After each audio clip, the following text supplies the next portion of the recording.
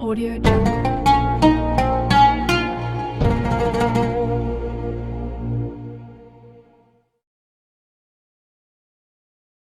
يا رب صلي على الحبيب المصطفى وهو الطبيب يا رب صلي أحمد إمام المرسلين.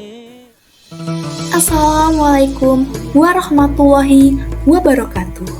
Halo teman-teman, kami dari kelompok 2 akan mempersembahkan karya yang berjudul Khulafaur Rasyidin. Karya ini merupakan bentuk ujian akhir semester mata kuliah Peradaban Islam berbasis proyek. Dalam penyelesaian tugas ini, kami ingin menyampaikan terima kasih yang sebesar-besarnya kepada pihak-pihak yang telah memberikan dukungan dan bimbingan yang sangat berarti. Tugas ini dilaksanakan dalam rangka memenuhi kewajiban mata kuliah Peradaban Islam yang diampu oleh Bapak Syarif Hidayatullah MAG MA selaku dosen pengampu. Kami juga menyadari bahwa pencapaian ini tidak terlepas dari dukungan berbagai pihak di lingkungan program studi pendidikan matematika Fakultas Ilmu Tarbiyah dan Keguruan Universitas Islam Negeri Sunan Kalijaga, Yogyakarta, periode tahun 2024-2025. Kami juga mengucapkan terima kasih yang tulus kepada Menteri Agama, Profesor Dr. Nasaruddin Umar MA atas segala perhatian dan kebijakannya yang mendukung perkembangan pendidikan Islam di Indonesia. Terima kasih pula kami sampaikan kepada Rektor UIN Sunan Kalijaga Profesor Nur Haidi MA MPhil PhD yang telah memimpin universitas ini dengan sangat baik. Kami juga berterima kasih kepada Fakultas Ilmu Tarbiyah dan Keguruan dan Prodi Pendidikan Matematika yang telah memberikan fasilitas dan dukungan akademik yang memadai untuk kelancaran studi kami. Tak lupa, kami menyampaikan rasa terima kasih yang mendalam kepada dosen pengampu Bapak Syarif Hidayatullah MAG MA yang telah memberikan bimbingan serta arahan yang sangat berharga dalam penyelesaian tugas ini. Semoga karya ini dapat memberikan kontribusi yang baik dan bermanfaat baik bagi kami sebagai mahasiswa maupun bagi pengembangan ilmu pengetahuan, khususnya dalam bidang pendidikan Islam. Khulafaur Rasyidin, teman-teman pasti sudah tidak asing lagi dengan kata Khulafaur Rasyidin.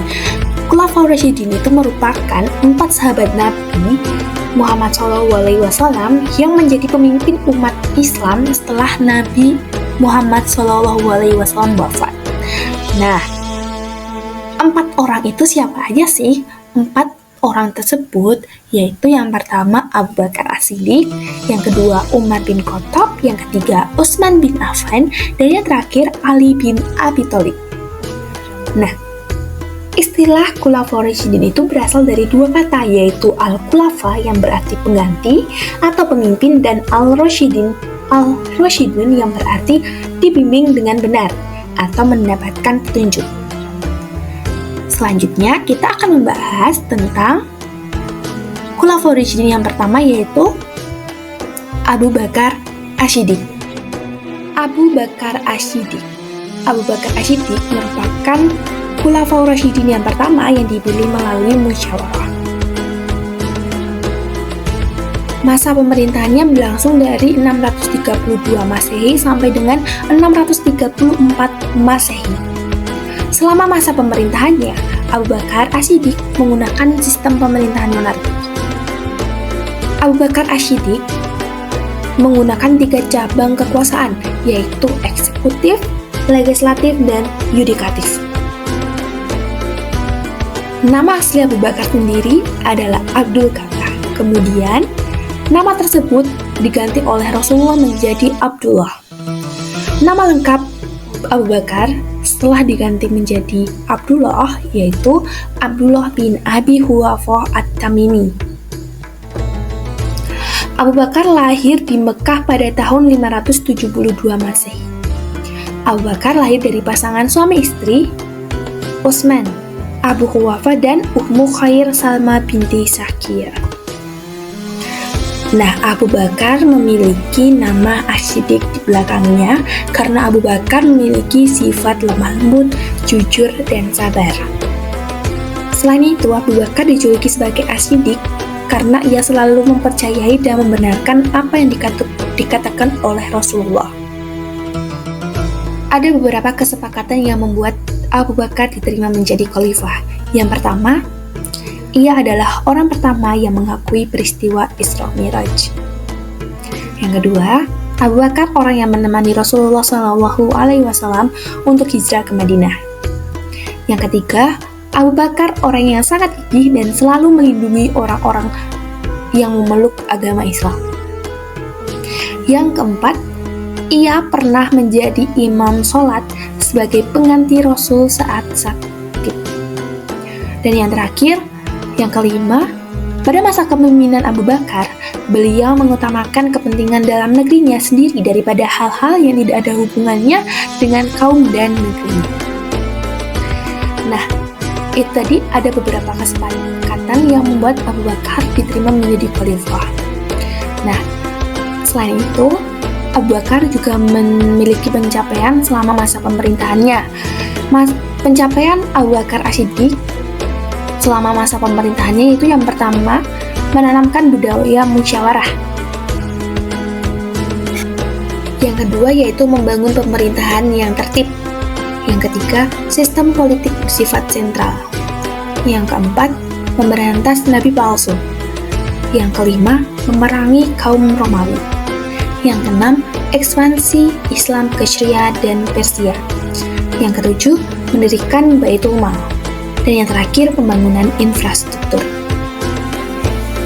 Banyak sekali ya pencapaian dari Abu Bakar As-Siddiq. Selanjutnya, yaitu khalifah yang kedua, yaitu siapa? Ayo.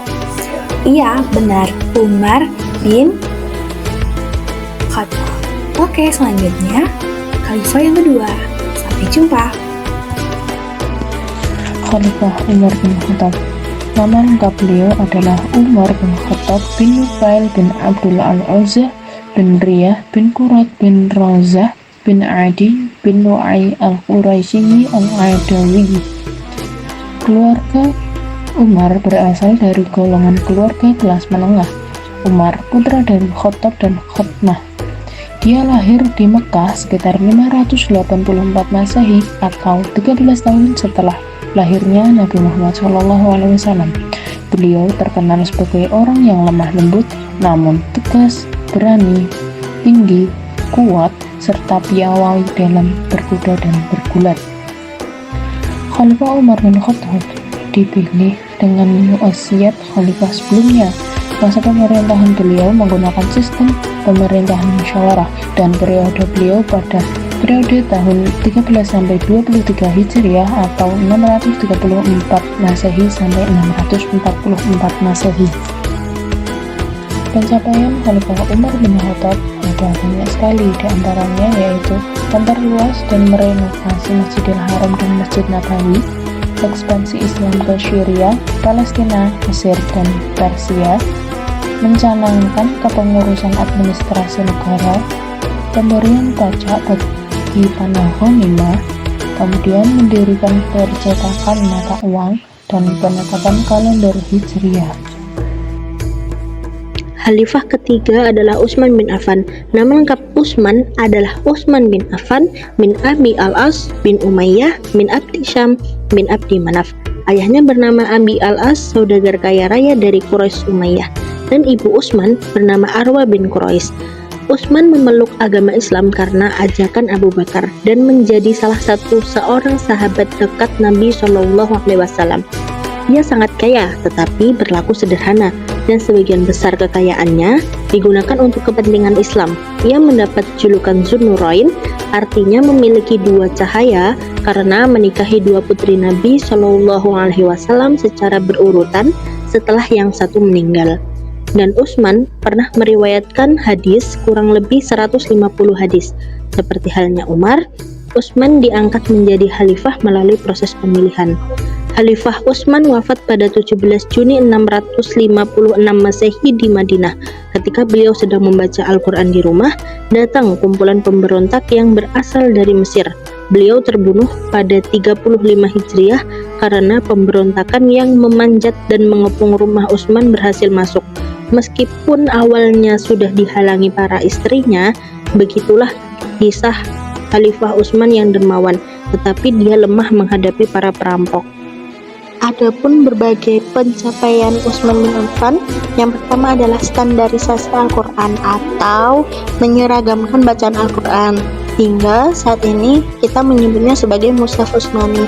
Yang kedua adalah ekspansi wilayah Islam ke Herat, Armenia, Tunisia, dan Persia. Yang ketiga adalah reformasi administrasi serta pembangunan angkatan laut. Yang kelima adalah renovasi Masjid Nabawi dan pembangunan infrastruktur strategis. Pencapaian ini memperkuat fondasi pemerintahan Islam dan memperluas pengaruhnya. Selanjutnya ialah Khalifah Ali bin Abi Thalib. Beliau terpilih menjadi khalifah karena desakan dari masyarakat. Masa pemerintah beliau dimulai dari tahun 656 sampai 661 Masehi dengan sistem pemerintahan musyawarah. Khalifah Ali bin Abi Thalib lahir di Mekah, wilayah Hijaz pada 13 Rajab. Menurut sejarah, dia lahir 10 tahun sebelum kenabian dimulai, sekitar 599 Masehi. Nama asli beliau adalah Haidar bin Abu Thalib, yang artinya singa. Adalah harapan keluarga Abi Thalib akan penerus yang bisa menjadi sosok yang disegani kalangan Quraisy. Setelah Rasul tahu sepupunya yang baru lahir bernama Haidar, beliau memanggil Ali yang artinya tinggi pangkatnya di hadapan Allah Subhanahu wa Ta'ala. Selanjutnya ialah kemudian ada pencapaian kepemimpinan beliau. Yang pertama yaitu memperbaiki sistem pengelolaan keuangan, dan yang kedua yaitu ekspansi Islam hingga ke barat India, dan yang ketiga yaitu mengganti pusat pemerintahan Islam dari Madinah ke Kufah, dan yang terakhir yaitu mengembangkan pusat ilmu tafsir, ilmu hadis, ilmu nahwu, dan ilmu lainnya. Dan itulah presentasi dari kelompok kami, kurang lebih mohon maaf. Wassalamualaikum warahmatullahi wabarakatuh.